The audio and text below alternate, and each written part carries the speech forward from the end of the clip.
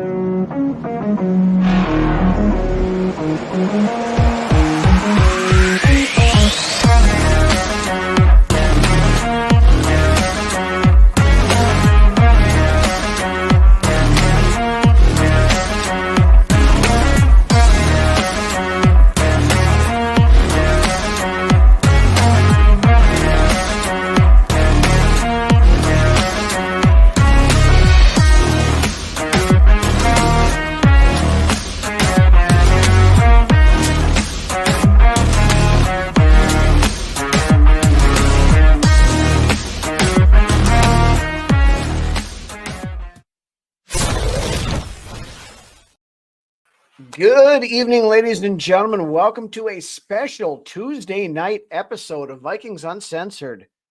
Due to the fact that the Vikings play Thursday night football this week, kind of throws the schedule into a little bit of a loop. So, keeping with the theme as we always do of having the studio show as the preview show for the upcoming game, we are doing it Tuesday night this week instead of our normal Saturday night to get everything done ahead of the Rams game on Thursday. So good evening, everybody in the chat. Drewster, Norsefius, Sunny, all you guys over there. Good evening and welcome. Thank you for joining us on a nice seeing you guys every week. Every week. I love it. You guys are always here.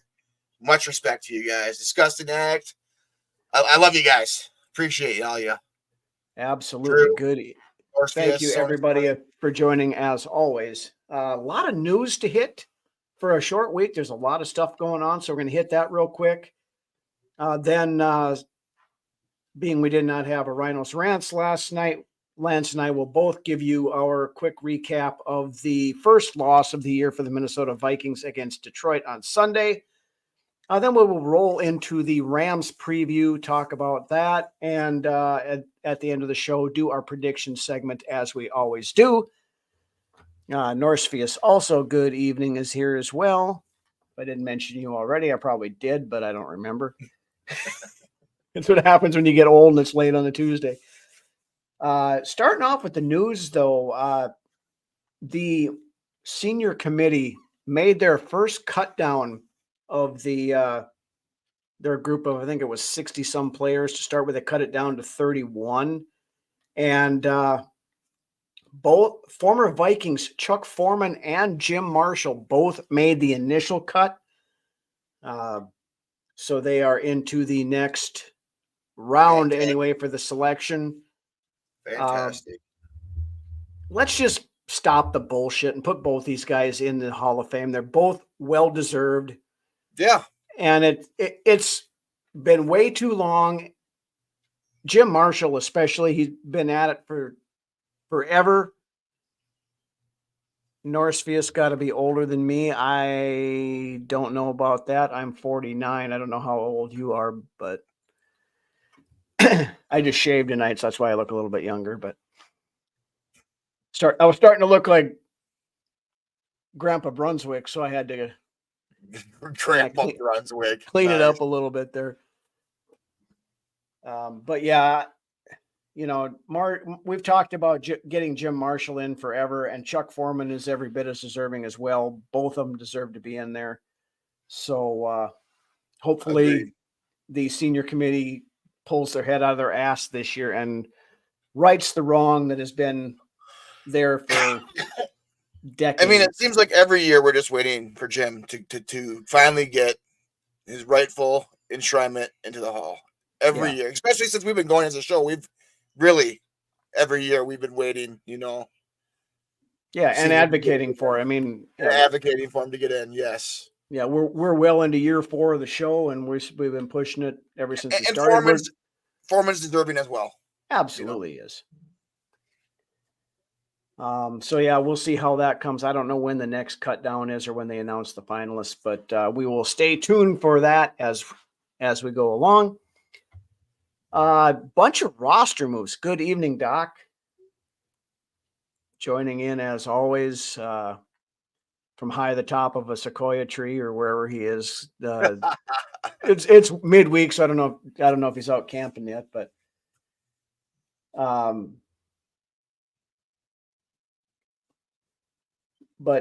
from the roster moves, the Vikings, TJ Hawkinson and Dalton Reisner both on the active roster now. I look for both those guys to start on Thursday. I would not be surprised. I'm at the point where I want to cut Ingram. Get him the fuck off this squad. Yeah, I mean, he played like garbage again on He's Sunday. Been playing like garbage since the day he stepped in the door. Yeah, I mean, I've been trying to give him the benefit of the doubt. I mean, he played decent at the end of last year, but this year he's been hot garbage the entire fucking season. What did I tell you the last week before we right? We cannot trot his fucking ass out onto that field and expect him to change after 2 seasons of the same shit. You wouldn't get a warm can of beer that was rolling around the back of your truck for 3 weeks for Ingram, let alone a 12-pack. Robert was expecting Dexter Lawrence. The Giants are never trading Dexter Lawrence. That's just a pipe dream. It ain't happening. Jeffrey Simmons from the Titans, same thing. That ain't happening either. As much as we would all like it to happen, I'd love to have Dexter Lawrence in this team. But I ain't gonna bitch that it happened. No, but in my reality, in your reality, Rhino, it's not gonna happen. And if it does, it would be a huge surprise to the both of us. No, it'd be fantastic. Zay Cunningham, new viewer tonight. Good evening. Yeah, I'd be ecstatic if we got either one of those guys, but I'm not going to hold my breath on it. But yeah, back to the Reisner thing. Now Reisner and Hawkinson have both been showing as limited. No, they really haven't had practices yesterday and today. They've been more walkthroughs and video sessions, watching film and that kind of stuff. I think but if they were to practice, that would have been their designation. So I think before we even played Detroit, they had their idea of what they want to do for both those two guys. Yep. We have another one. Paul, good evening. But in order for Hawkinson and Reisner to be the active roster, they released wide receiver Tristan Jackson, he's back to the practice squad. Yeah, he's back to the practice squad. He cleared waivers, so he's back with the team as we assumed he would be. But to make a little extra room, tight end / wide receiver N'Keal Harry was released. Wow. I would say that probably is the end of the N'Keal Harry experiment with the Minnesota Vikings. And then on the other side of that, they signed linebacker Kelvin Munson. No. Yeah. Munson. Reminds me of Kingpin getting Munsoned. Yeah. Now he's 29 years old, played for mostly, he bounced back and forth for like 5 years between Miami and New England. Played for the Giants, I think his first couple of years. He came into the league in 2017, I think it was. But played for Flores in Miami, so that the connection makes sense. Or he's more of a special teams guy and kind of an emergency call up. Yeah, he's a practice squad dude. Yeah, he's not somebody that's going to come in and start. But Blake Cashman's still not practicing this week. Turf toe is tricky. And pretty much he hasn't officially been ruled out for Thursday already, but odds are he is. Yes, Munson's kid for sure. Yes. Yeah. Yes. Love it.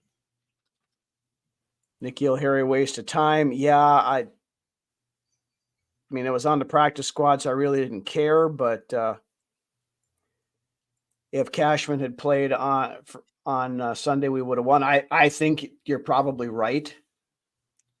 I think if Hawkinson would have played, we'd have won too. But Could have, would have, should have. We lost. Yeah, we'll get into the Detroit recap here in a couple minutes. We just got a couple other things to hit first. Also released tight end Robert Tonyan off the active roster, which that move to me makes it seem more like that Hawkinson maybe plays this week. I believe Hawkinson plays on Thursday night. I hope he does because we need him. No, I believe he will. Yeah, I believe Hawkinson plays Thursday. I believe Reisner starts Thursday too, like I alluded to earlier. Yep. In the episode. And then we also signed everybody's preseason darling to the active roster. Bo Richter is now up on the 53 man. So do you think Gabe Murphy goes to season-ending IR then, if that's the case? I think he was kind of on that already. I don't know. I think he was designated to come off. Yeah, I haven't heard of him come. He should have, if that was the case, he should have been able to come off already, and I have heard nothing about it. So my assumption is he stays on IR the entire year. They're basically stashing him more than anything else. Yeah, right.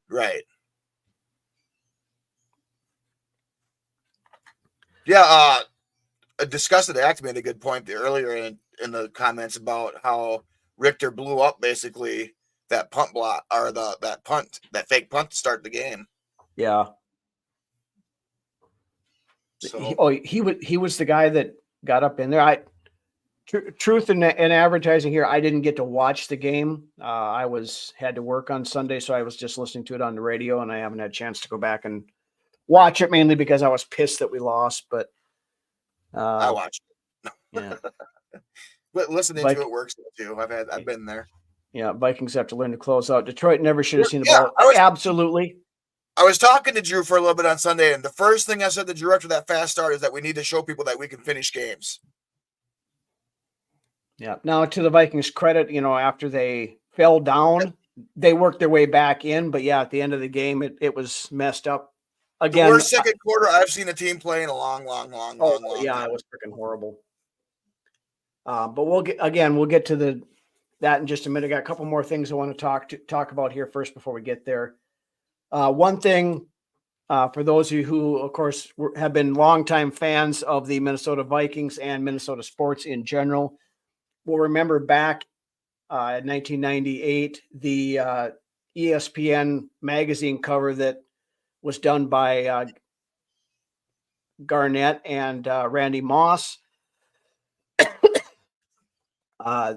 Just recently, the next generation, Anthony Edwards and Justin Jefferson, recreated that photo shoot. Some pretty cool shots in there. If you haven't seen it, we've got it posted on our Facebook page, and there's a bunch of them on the Twitter X and that kind of stuff too that you can go check out. But you have some good video out there of them two talking too during the whole thing going on as well. So yeah, I forget what show it was that they did a thing for, but they kind of rolled it all up in that one big package. But yep. Couple other quick notes. Next week's game against the Indianapolis Colts has been flexed to Sunday Night Football. Great for TV, I guess, but I was sucks. Surprised. Yeah, especially being I didn't expect that to happen, but they wanted to get the Jaguars, I think, off of Sunday Night Football just because of how hideous they are. Yeah. It's great for TV, but I do feel bad for the people traveling to Minneapolis to watch the game, especially I've seen some people in comments of certain posts that relate to the Vikings, and there's definitely a part of the fan base, like you're alluding to right now, that's a little upset. In the way the NFL does, they do cover themselves by saying the schedule is subject to change. Yeah. The Colts game was one I was looking at maybe trying to go to. Now the ticket prices have absolutely gone through the roof, so I wasn't going to be able to make it to this one anyway. But if I had gone, not only would it have, normally on a 12 o'clock Vikings game or even a 3 o'clock Vikings game, I can leave home in the morning, make it down to the game, go to the game, and then come home that night and still get home at a decent hour. On a Sunday Night Football, you'd have to get a hotel room. You'd have and then take the day off from work the next day. And some of these people that fly in. Drew. That's Matt Ryan still in the at. Colts. I'm not That's sure, what I was Drew. going at. Flacco starting to be Richardson's determined. back. I think Richardson is back. They said when he's ready to go, he will start. Now, it's a lot easier to say he's not ready to go if Flacco keeps winning, but then one other thing I want to I'm going to get this out of the way, and I want to rant on it for just a second, just because it's all anybody's seeing anywhere today on the fucking internet. Mike Florio needs to shut his fucking pie hole. I'm sorry. He blew this on Paul Allen's show last week about the Vikings being in talks or should be in talks with the Rams to trade for Matthew fucking Stafford. Now all of a sudden it's all over the internet today. Okay, let's look at it this way. Stafford has 3 touchdowns and 4 interceptions this year. Darnold has 13 touchdowns, 5 interceptions. It's just overreact. It's so much. It's just so much, and it's not going to happen. We're not going to go out and we're not even sitting in a position. I don't believe that upgrades our team. I don't either. Right now. At this point in time, I don't know. I don't think Stafford's any better than Darnold. It would be I think it would be an Stafford. I know, an aging Stafford. Yeah, and I think it would be an upgrade for the Rams. I mean, I think the Rams are a potential landing spot for Darnold next year when McCarthy takes over here. 6 years ago, give me Stafford. Not now. Not now. I don't want that. No. I have not lost my confidence in Darnold at all. No. Darnold, other than that interception he threw, and then that. But that shit happens. This is the NFL. Yeah. All quarterbacks make boneheaded mistakes from time to time. That's the one mistake that he made that game, in my opinion. Yeah. But, as we look back, Florio was the guy that was single-handedly trying to run Justin Jefferson out of fucking town in the offseason. And now he's trying to run Sam. You don't get rid of your quarterback when you started out the season 5-1, going through the hardest part of your schedule, where most people expected you were going to be 1-5 at best. Serious trade talks. Yeah. Fuck your serious trade talks. My ass. God, Mike Florio is nothing more than a internet hack who just pokes the hornet's nest with a stick to try to get clicks for his goddamn website anymore. Jennifer Lawrence is going to shower with Drew before Stafford ends up in Minnesota. Everyone said, yeah. And that's exactly part of it too here, that, I've seen rumors out. We'll get Stafford. He'll come play for the next 2 years, and we'll let McCarthy sit. So you're going to burn another year of McCarthy's rookie contract, paying Matt Stafford, who's making over $40 million a year. You're going to throw yourself back into the salary cap garbage hole that we just got ourselves out of. You know, one thing that KOC and Kwesi has been excellent about, sticking to their fucking plan. Yes. Sticking to their plan, and they're going to continue to do that. They're not going to go out and get Matthew fucking Stafford when we started when we're on the season at 5-1. When quarterback is not the issues on this team. No.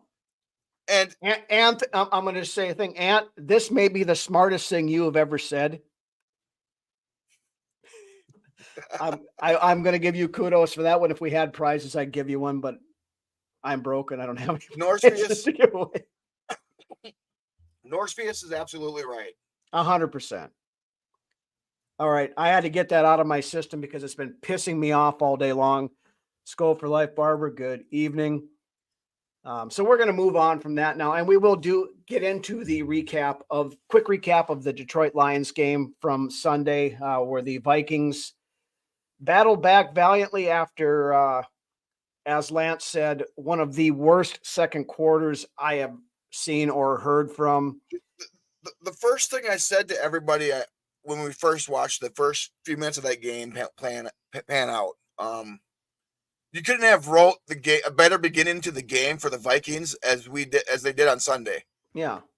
I mean, we came out of the gate firing. We were ready for that bullshit fake punt. And then what happened, or what began to transpire, has been what has been transpiring in the last few games of the season. Mm-hmm. And that's letting teams get back into it. And it's all about momentum. It's just continuing to fly on that momentum that you start with, and having it go through. We have yet to play a complete game. No, we haven't. Now, this all being said, all outside of the Houston Texans game, that was a damn good game. Right. All due respect to the Detroit Lions. The Detroit Lions are a hell of a football team right now. You know, biases aside and all that other stuff, they're a complete football team. Jared Goff is damn good football. Goff is playing better than just about any quarterback in the league right now, including Mahomes. I mean, his QBR the last 3 games is like 150, 158, and Goff should be Goff should be the leading candidate in the MVP conversation, in my opinion. Yeah, Goff has missed like 6 throws in the last 3 games. Yeah, I haven't seen a quarterback play as well as Goff is playing in a long time. Yeah, in a long time. Robert, you're 100% correct. I mean, we went toe-to-toe with, you know, a early preseason pick for Super Bowl contender from the NFC, and Detroit is probably the one team that everybody was drooling over who has lived up to the hype so far. Doc, I hear you, brother. It pains me to see that too. I mean, I made the comment the other day that I really did not want the Vikings' first loss to come against the Lions, but we can beat them. Oh yeah, and we should have beat them. We can beat them. And you know what? Hopefully it comes down to we beat them when we need it the most. Yep. And I know that there's when it matters the most and it means the most. Yep.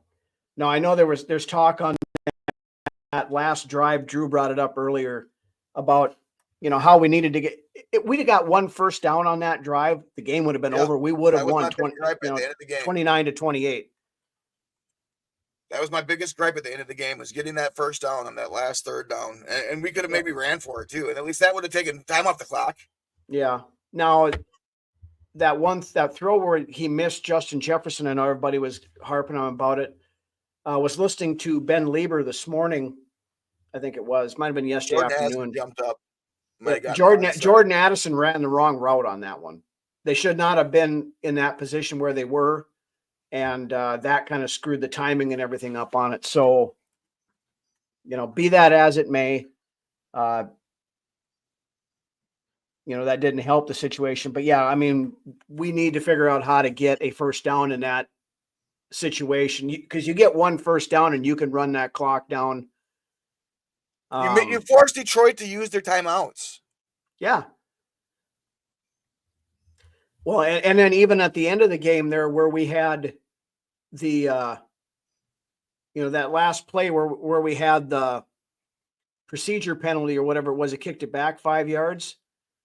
Kevin O'Connell said in his press conference on Monday or whenever it was, that had they not gotten that 5-yard penalty, he was going to trot Richard out there to try a 68-yard field goal.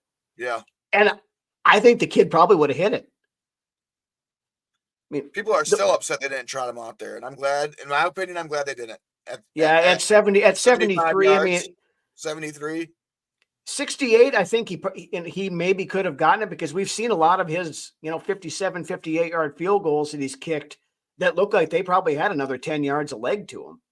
And then if he misses it, I don't know the backlash on that. You know, then that's a lot. But at that point, it's a very low percentage kick anyway. So I don't know how you can fault him for missing that, because you go out there and you take that swing. If he nails a 68-yard field goal to walk off that game on Sunday, can you fucking imagine?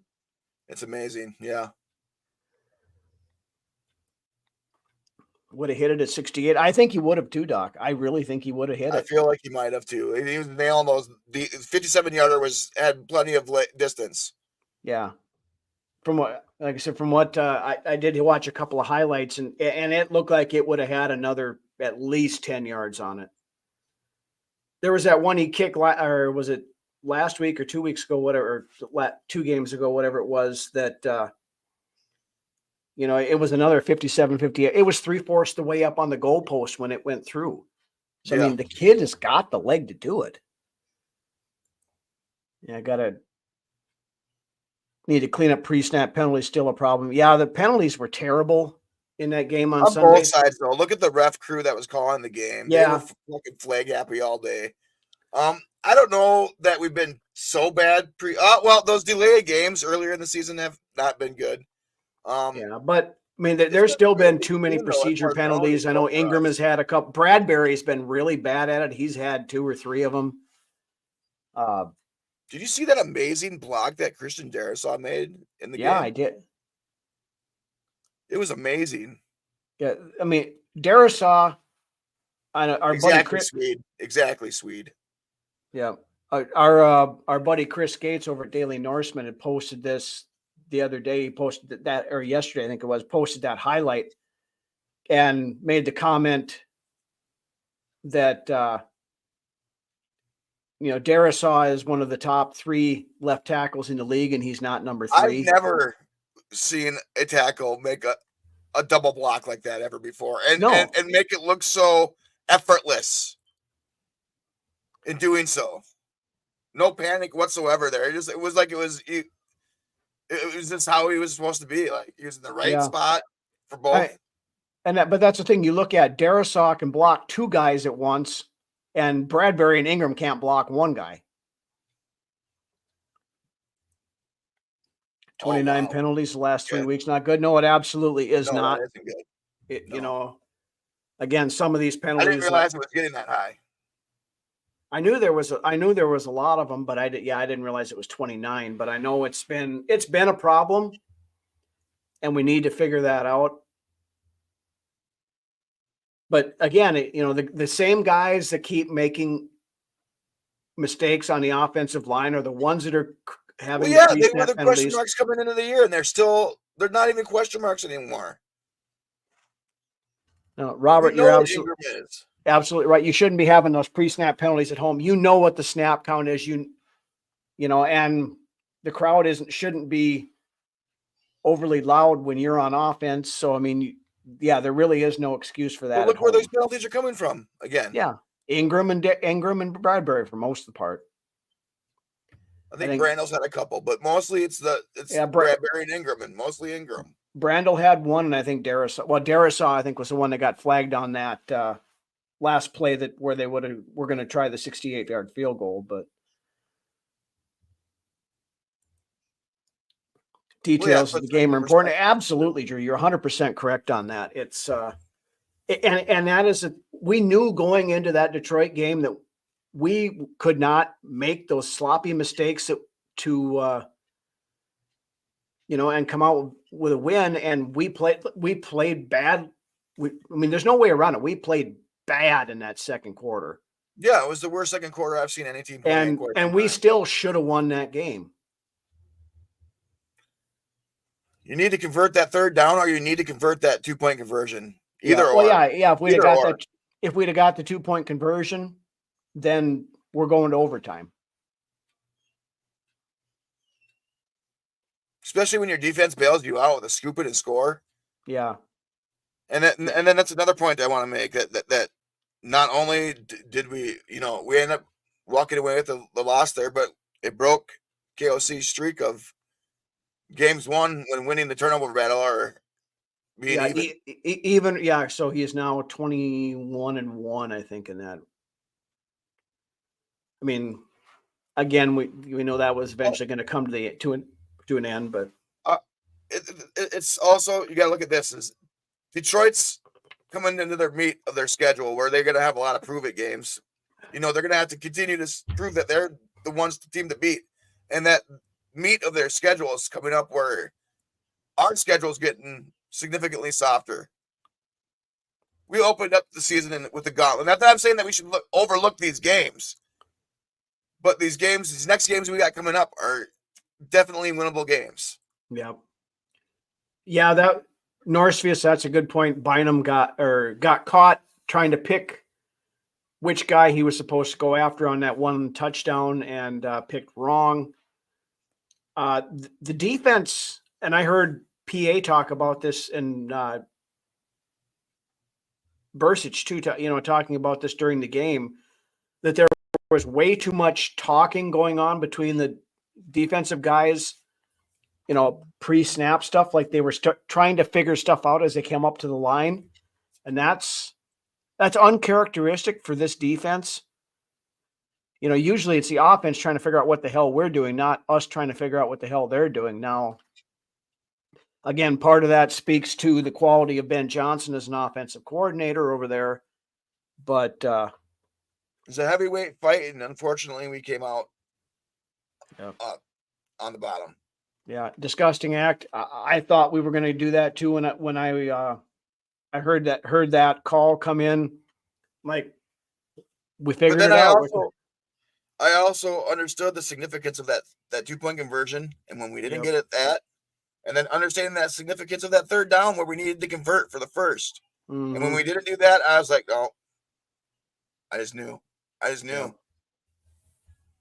Yeah, it was kind of the roller coaster when Pace scored that scoop and score touchdown. I'm like, hey, we got this.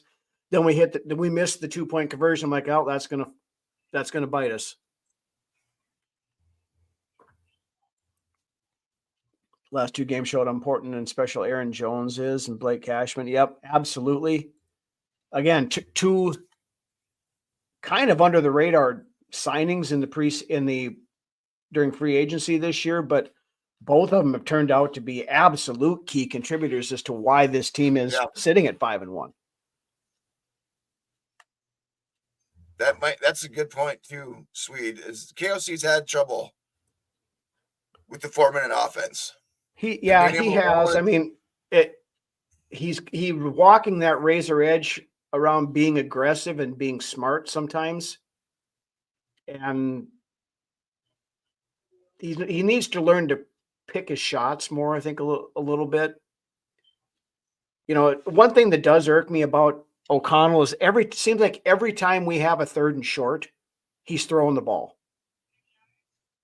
Yeah, like I said, you could have ran there. It was 3rd and 4. You could have ran there, and you could have possibly picked up the first down. And then third and four, I can excuse. I mean, I think Aaron Jones probably, you get him on one of those kick it outside. He was having success on that most of the day. Probably could have gotten something there. But I'm talking more like the 3rd and 1s, the 3rd and 2s, things like that. I mean, we empty out the backfield and throw just about. I bet I haven't looked at the percentages, but I bet it's 60+% of the time, if not higher. Yeah, I'm getting kind of concerned with Dallas Turner as well. What's going on with Turner? Yeah, I think he only played like 4 defensive snaps this week. I thought I saw on there.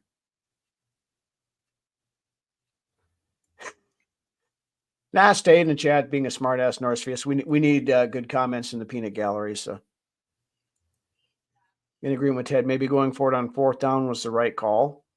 Yeah, you might be right on that. Regardless, I saw a spot on there today that they said that was, from the analytics side of things, that was the worst play call of the week across the league, because even if the Vikings would have not gotten it on that 4th down, the odds are that the Lions still would have just ended up with a field goal, and the result is the same anyway. So regardless, is what you need to do is learn from this loss and use it to make yourself better. Absolutely. I mean, putting it all in perspective, we all knew that it was very unlikely that the Vikings were going to go 17-0. We knew a loss was going to come someplace.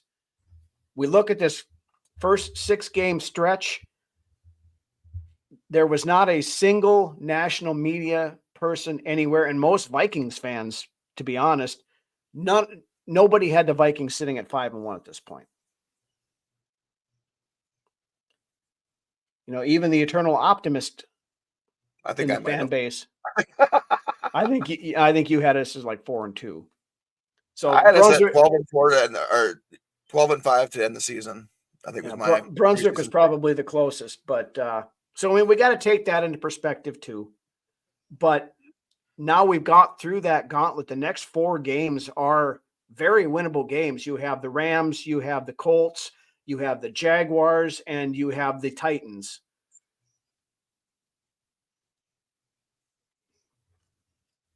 Agreed, Drew. That's the last thing you want to do this week is come out and lay a stinker on Thursday night. Yeah, because as we'll see in the prediction segment, the NFC North is not going to do us any favors this week. But we'll get back into that. Vegas had us at 6.5 wins. Yep. Nick Swardson. Hey, I'd love to get Nick Swardson on the show. I bet he'd be a fucking That'd be riot fucking to have awesome. on there. Anybody knows how to get a hold of him, let me know, and I will try to get him on the show. But that'd be great. I would love to have Swardson on here. Oh, God, that would be awesome. But anyway, any last thoughts on the Lions game before we move on? No, I'm ready to. I'm ready to move on. I'm ready to brush myself off, get better, and move on to the next. Yep, I'm with you on that one. It's a loss. You take it, you learn from it, and you go out on Thursday and make sure it doesn't happen again. Appreciate the love, Drew. We yeah, and I don't have Adam Sandler's number either, so that doesn't help me out any. So yeah, anyway, moving on to the Thursday night show football this week as the Minnesota Vikings travel to SoFi Stadium out in Los Angeles to take on Sean McVay and the Los Angeles Rams, former team of Kevin O'Connell that he won a Super Bowl with just very shortly before becoming the head coach of the Minnesota Vikings. So this is the get right game. Yeah, it's a get right game. It is. That offensive line down there in Los Angeles is not very good. The defense, their defense is not very good. I think they're like 26th in the league in scoring defense right now. So this is a get right game for us. This is a get right game for us and a good game to start getting back on track again. Yeah. Kevin, I love the enthusiasm on that, but we talked about that a little bit earlier. The Giants aren't trading Dexter Lawrence. He's a key cornerstone of their rebuild, and they just signed him to a contract extension in the offseason. They're not trading him. As much as I'd like to have Dexter Lawrence, unfortunately, it's not happening. I'll eat crow if it happens. Oh, absolutely, and I will gladly eat crow if somehow or another Dexter Lawrence is sitting here in the next 2 weeks wearing a Vikings uniform. But absolutely, Norsefius. Absolutely, and with that note, reminder: Thursday night during the game, the Vikings Report will be having a live watch party. So make sure you tune in to Drew, Ted, Chris, and Toonces as they give their live analysis as the game is going on as well, too. So make sure you guys check that out on Thursday during the game. I mean, I think the most sacks we've had against Stafford is 7 in one game, going by Anthony's little comment there. Yeah, we got when he played for Detroit, we got him 7 times that one game. Yeah. Okay, Drew. Drew, I'm not gonna put that one up there, Drew. But yeah, I put that shit up there. It's Vikings Uncensored. Yeah, why the hell not? You're right. It's not. We're out of prime time. It's 10 o'clock. So, but yeah, the Rams defense is not good. And the Rams in general have been decimated by injuries, so that is part of their problem. This should, I mean, Cooper Kupp. It sounds like he's coming back this week. It sounds like we might be facing Cooper Kupp, but this is a game that we need to go out and just smash it. Yeah, we need to smash it. It has also been put out that the Rams are actively shopping Cooper Kupp ahead of the trade deadline. These comments, man, they're wild. These are some wild comments, man. Oh.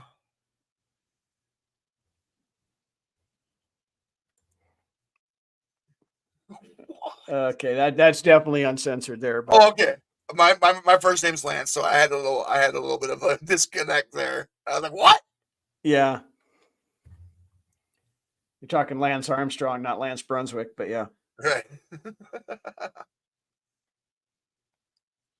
um, I think Fisk is gonna be out this week. I don't even think he's playing. Verse, I don't know if he's back yet either. I think Verse is out too, honestly. he was. Yeah, I don't know if I haven't Fisk is seen out. I haven't seen the Rams injury report, but yeah, Fisk is. Like I said, Cooper Kupp is likely back. They've got a decent running game,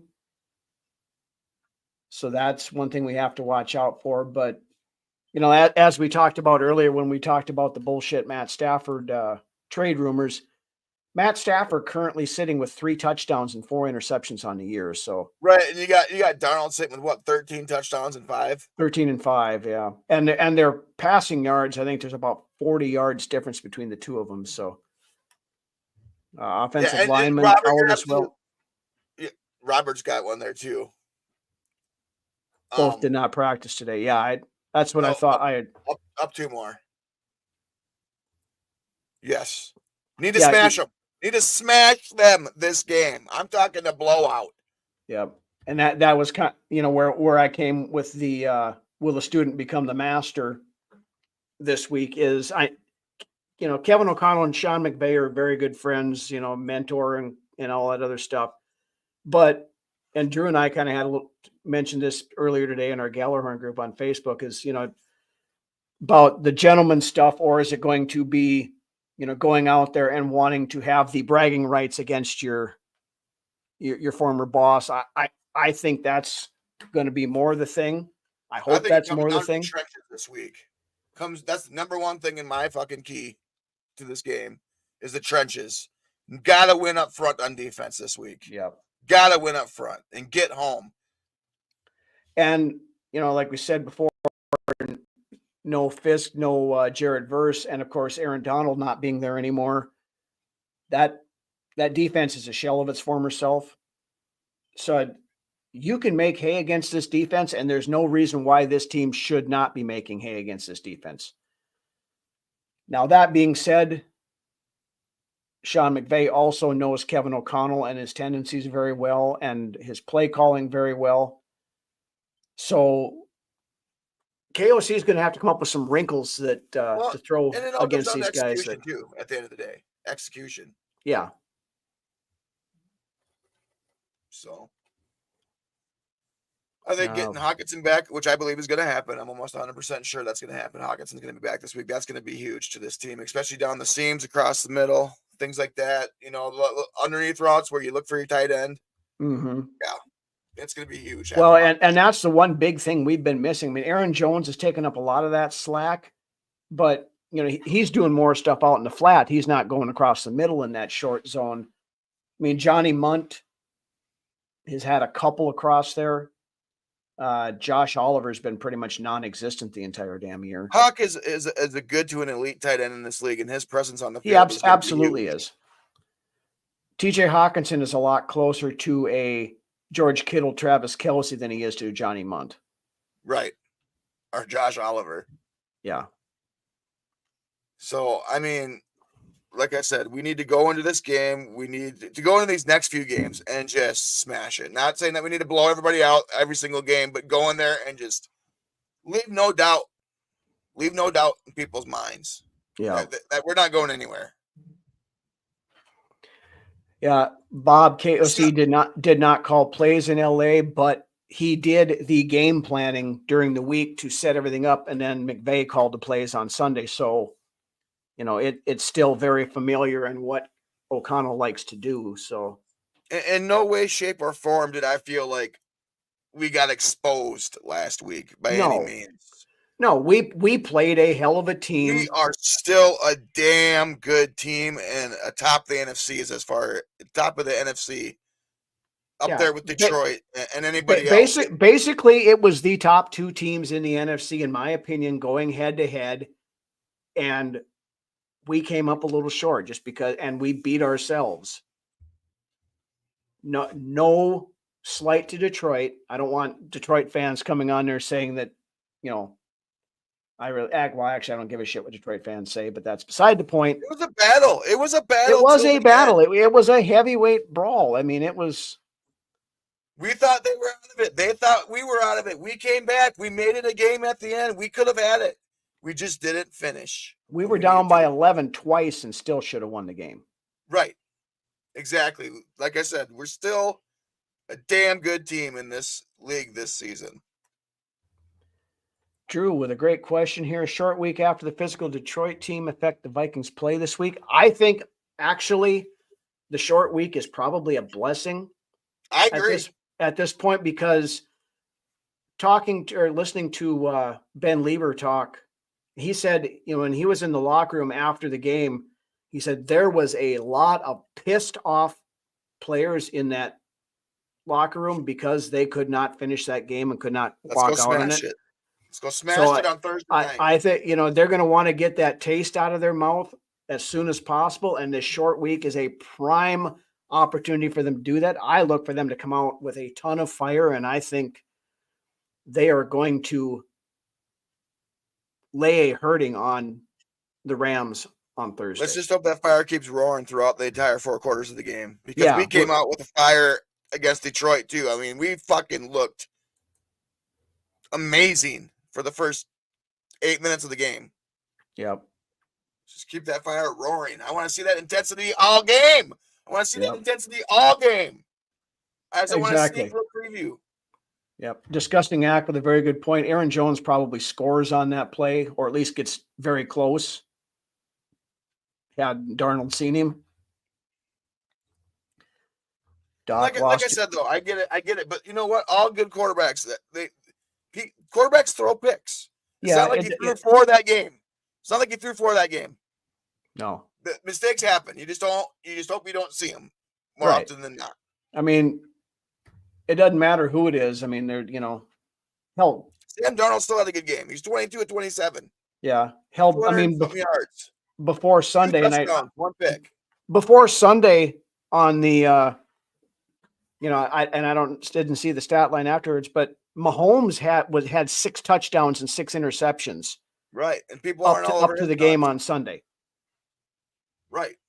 So, I mean, the best quarterbacks in the league are doing this. Quarterbacks throw interceptions. Yeah. Look at Josh Allen. He throws, now to his credit, he's gotten better at it, but, he's had a history over, tendency over his history to throw a lot of extremely stupid balls that he should not be giving throwing. Excuses to Sam Darnold here. I'm just trying to make a point that, even good quarterback, and his plays talk for itself. He's got 13 touchdowns to 5 interceptions. That's a decent ratio, in my opinion.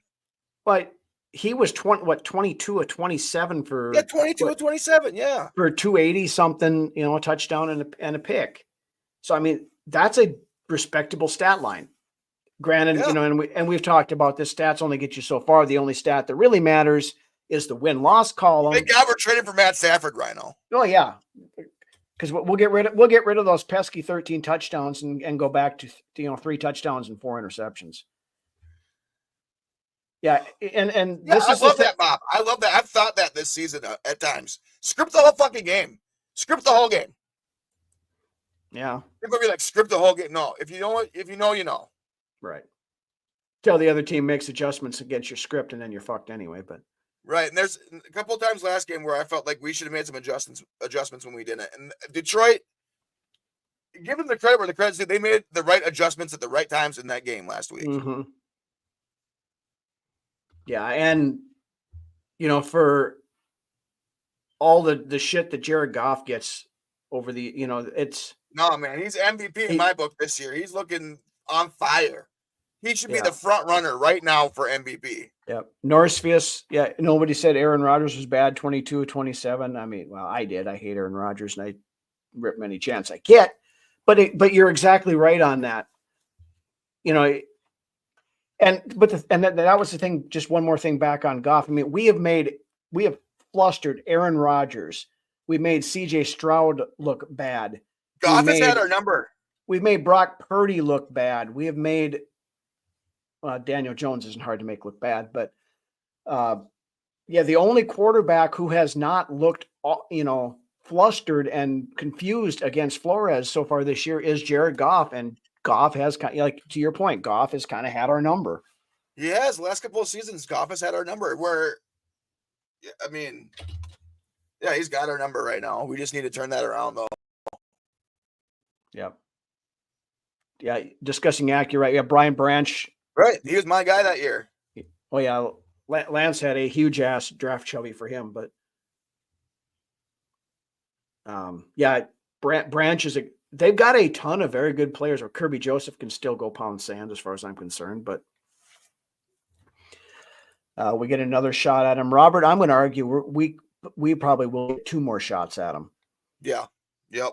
And that last shot that we get this for the regular season might be determining who wins the NFC North. Yeah. And I'm going to put it. I'm going to just preface this right now. And we might play, I don't care. The number 1 seed that day. I don't care if we play Detroit twice or we play Detroit 3 times this year. The only thing I'm really concerned with is we beat Detroit the final time we play them this year. You know what? It reminds me back to years ago, Rhino. And this is the infamous moon rising game. Mm-hmm. We lost to Green Bay 2 times that year in the regular season. And when it mattered the most, we came out and we whooped their ass in Green Bay that year. Yeah. So anyway, we kind of got off on a tangent there, back to Detroit again when we said we were done. But let's go into the keys for the game for the Rams against the Rams on Thursday. I'll let you have the floor there first, Brunswick. Trenches, like I said before, comes down to the trenches. Defensive front needs to show up this week like it has for the most part this year. Just keep going. Keep that fire going. And then on offense, continue to roll. I feel like for a while there, in the last 3 games, our offense kind of lost its footing, but I believe they're back. I believe that last-minute jolt at the end of the last game was a big hit for this offense, and, I mean, we need to find our footing on offense right now. Yeah, as far as that absolutely goes. Protect Sam Darnold, and just don't make those boneheaded mistakes. Turnover battle. Don't we let it bite us in the ass this last week too. So comes down to the trenches. That's the number 1 thing to me. Comes down to the trenches. Yep. Good evening, Nympha. Watching from the Philippines. Control the run game, Robert. Absolutely. Anything else on your keys or? No, I'll kind of run off of what you said too. I didn't have a chance to write anything down this week for my keys. Yeah. Yeah. All right. So I get, mine is exploit that defense. They again, like I said, are a shell of their former self. They've got a ton of guys hurt. You go out and Justin Jefferson made the comment yesterday, I think it was, that he's getting sick of these 80 to 90 yard receiving games. He needs to get back out over the 100 mark again. So look for that to happen. I think both he Addison are sitting on pretty good big games here. This offense needs to start stuttering and stop stuttering and start picking it up as the season goes on. Yep. Aaron Jones, I think, he stands a chance to have a big game this week. On the other side, Cooper Kupp coming back. I mean, he's going to be a little bit rusty. I think Cooper Kupp is still a very good wide receiver, so you got to account for him. Their run game, Kieran Williams is a very good running back. He has to be accounted for, and we can't let him do what. I don't believe he's not even on the level as Jahmyr Gibbs. No, I don't know that he is either, but we cannot allow another running back to do what Jahmyr Gibbs did to us on Sunday. Hey, that's why we love doing these live shows, Norris Fias, because we want. Yeah, we're always off script. I know nothing's scripted here, man. We don't have a script. I have a basically everything is off the bullet cuff. points, and everything else is off the cuff. We don't rehearse. Right. That's why we do it live, because it is. That's why we love doing it with the fans. We love having the fans here and the interaction we get. Yeah, and that's a big reason why we do this. So because we get the comments and the conversation with you guys during this show. That's why we're the Cheers bars of Vikings content. Right. We're But yeah, anyway, back to my keys to the game. Stop their run. Convert on third downs. Run the ball on third and short. I brought that up earlier. One of my big. Don't be scared.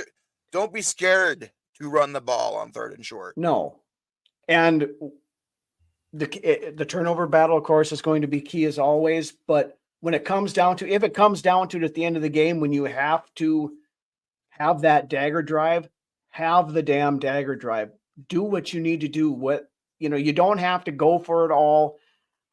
Run the clock, hit those little short, especially if Hawkinson is back. That's going to open a lot of that up a lot more.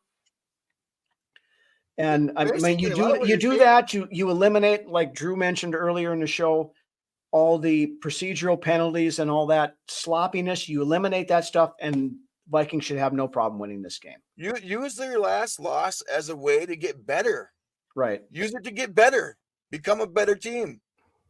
And set yourself up to when it matters the most that you're going to take that team down.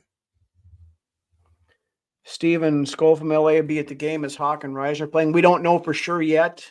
Trending that way, but Hawk is playing. Like I said earlier in the show, I look for both of those guys to start. I think they probably do. Josh acting about the cute shit they tried with the reverse. They tried to have Justin Jefferson was going to throw a touchdown pass or throw a pass on that one, but nobody got open, so he had to tuck it and kind of tried that shit with Dick a few years back too, and that's what he's kind of. Yeah, well, Jefferson has completed some passes, but they were trying to do a Philly special, I believe. That Darnold had gotten out into the open there, but it just looked ugly from the get-go. That from the snap on throughout the play, it looked ugly to me, anyways. Yeah, Bob, absolutely. There's nothing wrong with playing small ball. Sometimes you take what they're given to you. If you're going to dink and dunking it milks clock. A mix is great, in my opinion. Yeah, you don't want the right mix. It's finding the right mix of plays that works for your offense. And when you decide to use those plays, and the time when the clock, a lot goes into it, obviously, but it's just finding that right mix of plays throughout the game to run. Yeah, you don't want to go Bo Nix and have 22 completions for 37 yards or that kind of shit. But, a 3-4 yard pass, 4 yards at a crack, you're continuously moving the chains.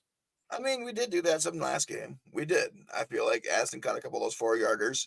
Yeah. Move it to 2nd and 6 and whatever. But we need a better mix of play calling. I mean, they need to find the right stuff on offense. Yeah, because I'm seeing a lot of good, but then I guess I'm seeing a lot of like head scratching stuff. When it comes to mixing in the run with the pass.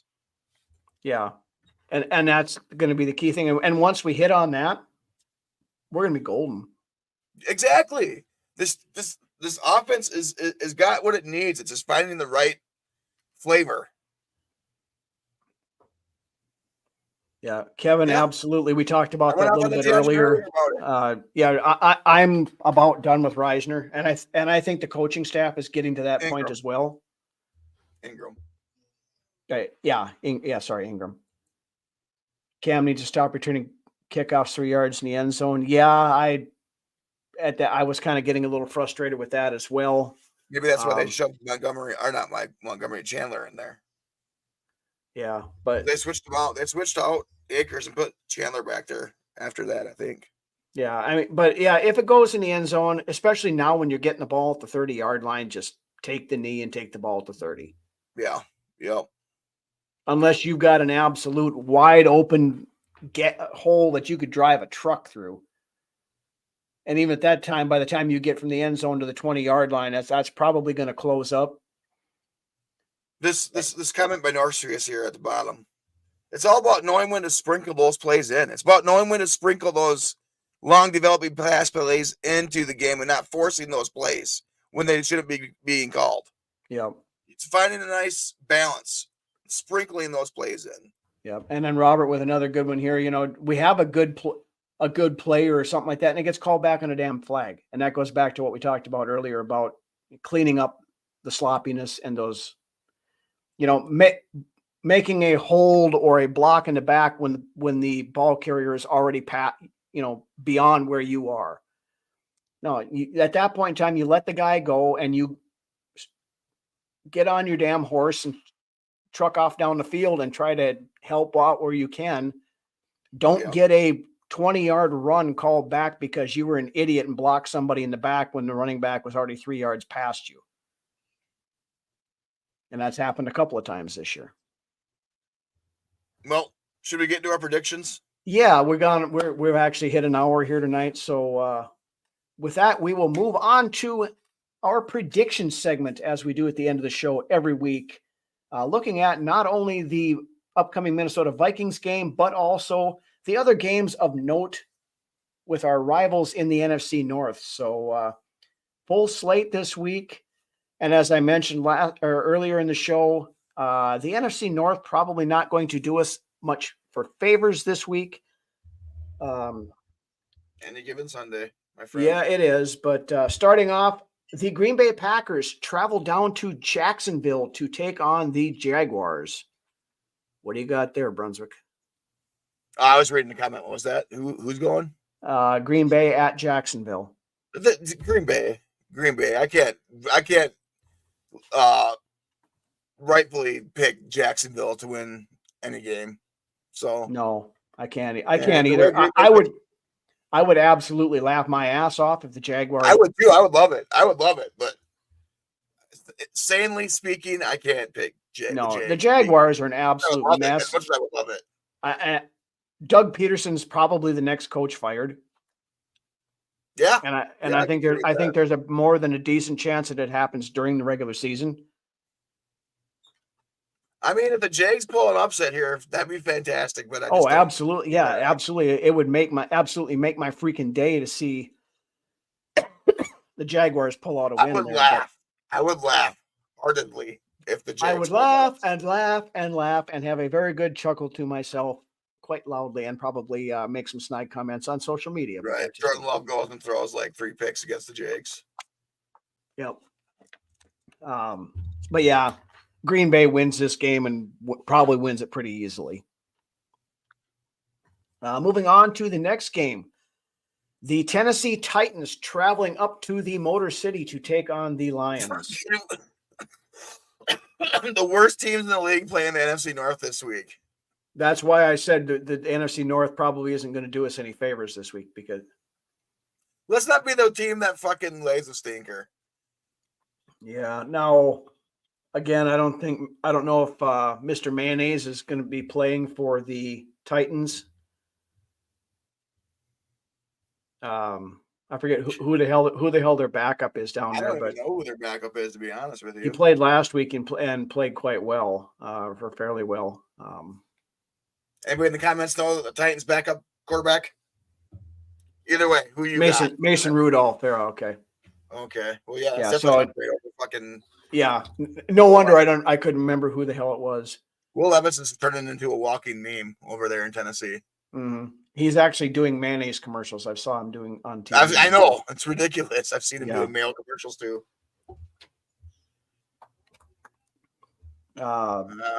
Yeah. So Detroit's gonna wipe the freaking floor with Tennessee. It's not. This game isn't even gonna be close. No.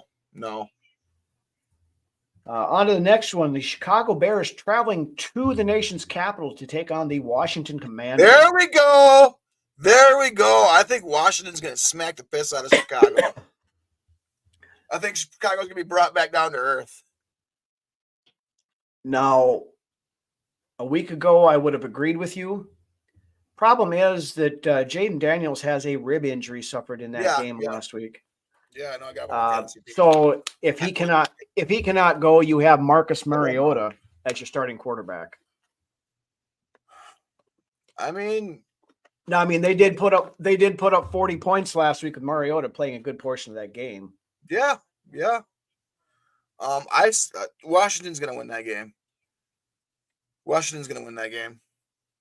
Yeah, I like what Dan Quinn is doing. Quinn's got that team fucking playing good ball. Yeah. Now, I know this was built up. You got number 1 versus number 2 in the draft picks going against each other.